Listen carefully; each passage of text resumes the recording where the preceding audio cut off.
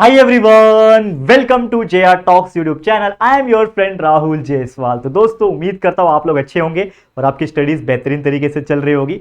आज एक बहुत ही यूनिक वीडियो में लेकर आ गया। वो हाल ही के दिनों में कुछ बच्चों का मुझे मैसेज आया और उन बच्चों का ये कहना था कि सर हम अप टू 10th स्टैंडर्ड तक SST सब्जेक्ट पढ़ते, सोशल स्टडी सब्जेक्ट पढ़ते, लेकिन सर समझ में नहीं आता कि ये SST सब्जेक्ट का आगे जाके हमें क्या यूज है। चलो मैथ्स पढ़ रहे हैं तो मैथ्स करके हम लोग आगे इंजीनियर बन सकते हैं, साइंस पढ़ रहे हैं तो आगे जाके केमिस्ट बन सकते हैं, डॉक्टर बन सकते हैं। ऐसे बहुत सारी चीजें होती है, ठीक है ना। हम ऐसे बहुत सारी चीजें होती है जिसको पढ़ के हम लोग आगे जाके किसी भी लाइन में जा सकते हैं। लेकिन यार SST पढ़ के हमें क्या बेनिफिट है?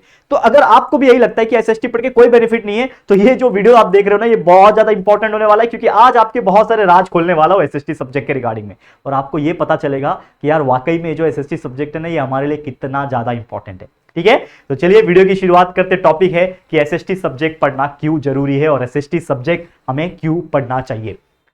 तो यार देखो, सबसे पहले तो मैं आपको बता दूं कि what do you mean bye SST subject. तो SST सब्जेक्ट जो होता है, इसमें 3 चीजें आ जाती है, जैसे कि आप एक जानते भी होंगे कि SST में टोटल 3 चीजें आ जाती है। एक होता है आपका हिस्ट्री सब्जेक्ट, दूसरा होता है ज्योग्राफी सब्जेक्ट, तीसरा होता है सिविक्स या फिर पॉलिटिकल साइंस सब्जेक्ट।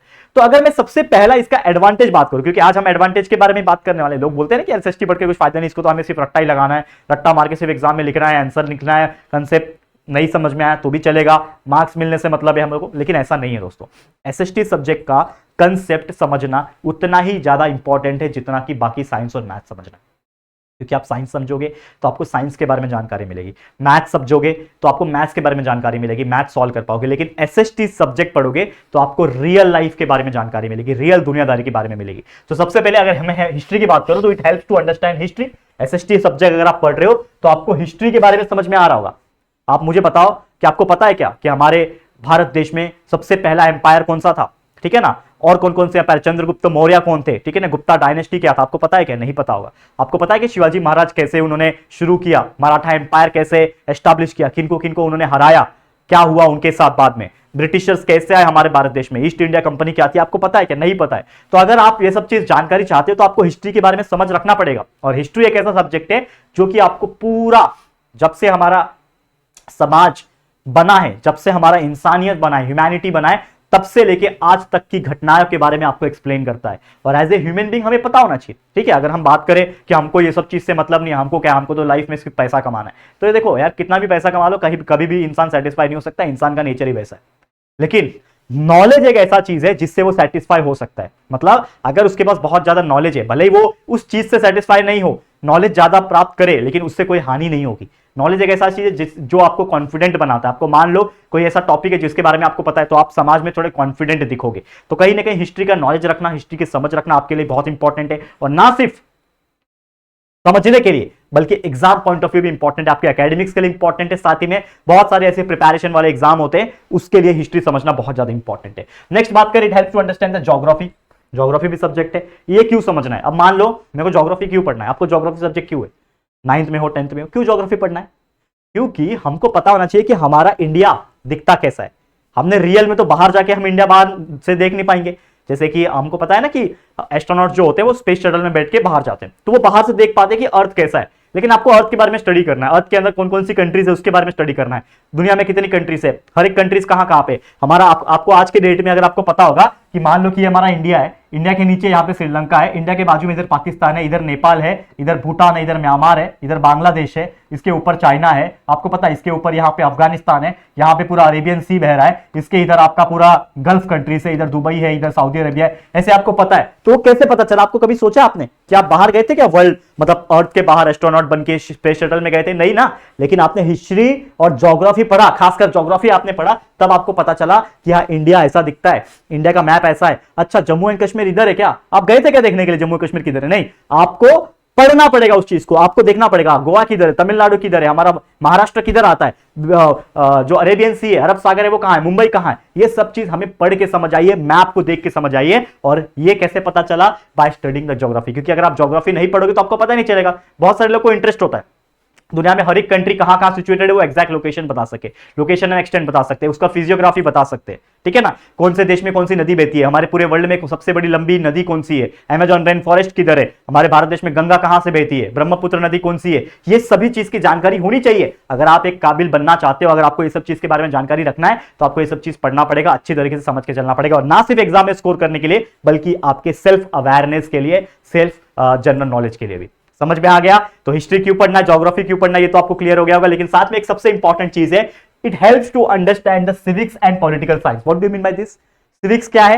देखो, अगर आपको एडमिनिस्ट्रेशन डिपार्टमेंट में काम करना है, एडमिनिस्ट्रेशन डिपार्टमेंट मतलब क्या होता है, मान लो आपको पॉलिटिक्स में जाना है, ठीक है, मान लो आपको आईएएस ऑफिसर बनना है, एडमिनिस्ट्रेटिव सर्विस वाला, तो आपको पता होना चाहिए बेसिक रूल्स एंड रेगुलेशन, आपको पता होना चाहिए कि कॉन्स्टिट्यूशन क्या है, हमारे भारत देश का संविधान क्या है, उसमें लिखे हुए आर्टिकल्स क्या है, उसमें अमेंडमेंट क्या है, किसने बनाया, कब लागू हुआ, कौन कौन सी चीजें, राइट टू वोट क्या होता है, राइट टू एजुकेशन क्या होता है, वोट कब कर सकते हैं, वोटिंग में क्या क्या चीजें होती है, कॉन्स्टिट्यूएंसी कैसी होती है, कैसे, अगर आप एक नेता बनना चाहते हो तो कैसे बन सकते हो, पॉलिटिशियन कैसे बन सकते हो, प्राइम मिनिस्टर बनना चाहते हो उसके लिए लीगल एज क्या है, जज बनना चाहते हो, ठीक है, जुडिशियरी सिस्टम में जाना चाहते हो, प्रेसिडेंट बनना चाहते हो, हर एक का एक अपना अपना रूल्स एंड रेगुलेशन है। तो अगर आप ये सब्जेक्ट नहीं पढ़ोगे तो आपको पता नहीं चलेगा। तो we have to study the civics and the political science subject to understand these type of things. और समाज में अगर आपको अपना नाम स्थापित करना है, समाज के लिए कुछ अच्छा काम करना है, चाहे वो एडमिनिस्ट्रेशन डिपार्टमेंट हो, चाहे वो पॉलिटिक्स हो, हर एक चीज के लिए आपको ये सब्जेक्ट्स की जानकारी लेनी पड़ेगी। खासकर अगर आप जितने भी नेता को देख लोगे, जो बड़े बड़े पढ़े लिखे पॉलिटिक्स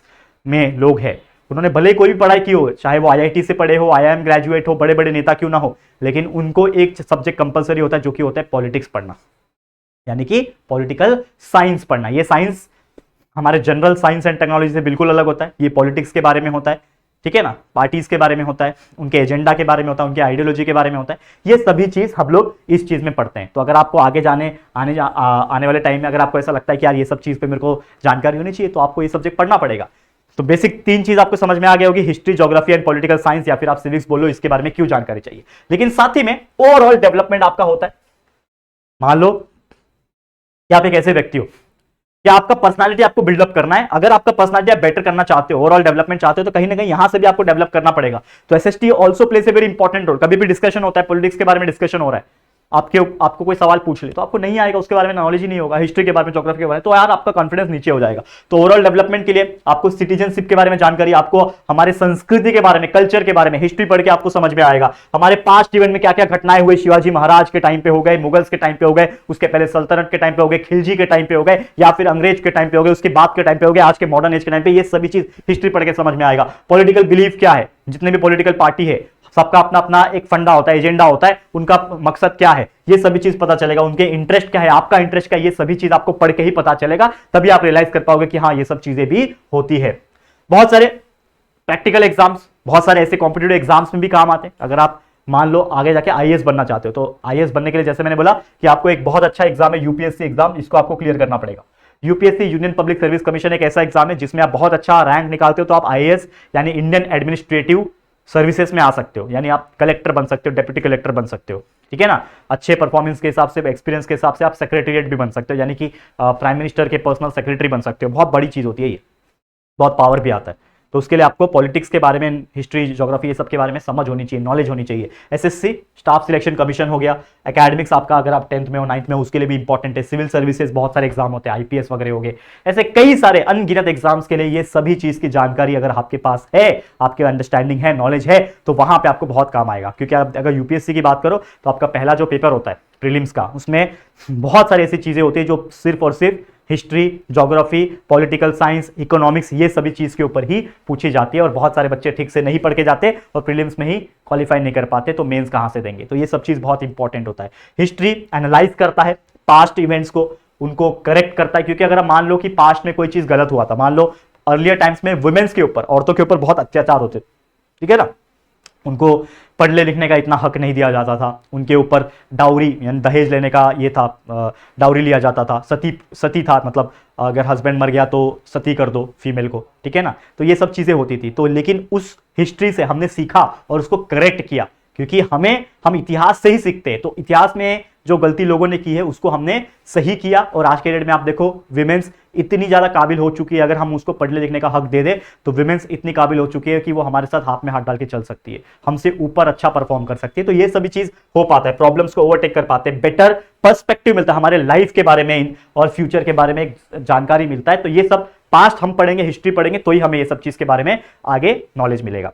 समझ में आ रहा है? तो यही था दोस्तों हमारा आज का वीडियो, जिसमें हमने आपको बहुत सारी चीजें बताई है कि किस तरीके से अगर आपको हिस्ट्री, ज्योग्राफी, पॉलिटिकल साइंस पढ़ने का मौका मिले तो आपको पढ़ लेना चाहिए, बहुत अच्छे तरीके से कंसेप्ट क्लियर कर लेना चाहिए। ठीक है, तो अगर आप पूरा बेटर तरीके से समझना चाहते हो हिस्ट्री, ज्योग्राफी, पॉलिटिकल साइंस, तो हमारा JR ट्यूटोरियल्स पे हमने हर एक स्टैंडर्ड वाइज पूरा SST के सिलेबस कंप्लीट करके रखे हैं, lecture by lecture videos upload करके रखे हैं, तो जरूर से उसको देखिएगा, आपको बहुत अच्छा लगेगा और बहुत सारी जानकारी आपको मिलेगी। समझ में आ गया? चलो फिर आज के लिए इस वीडियो को एंड करते हैं। ये वीडियो उम्मीद करता हूं आपको पसंद आया होगा, अगर अच्छा लगा है तो प्लीज वीडियो को लाइक कर देना है, शेयर करना है अपने दोस्तों के साथ, और फर्स्ट टाइम आए हो चैनल में तो फटाफट से हमारे चैनल को सब्सक्राइब करके बेल आइकन को भी प्रेस कर देना है। ठीक है दोस्तों, तो जल्दी मिलेंगे फिर एक और नई वीडियो में, तब तक के लिए thank you and good bye.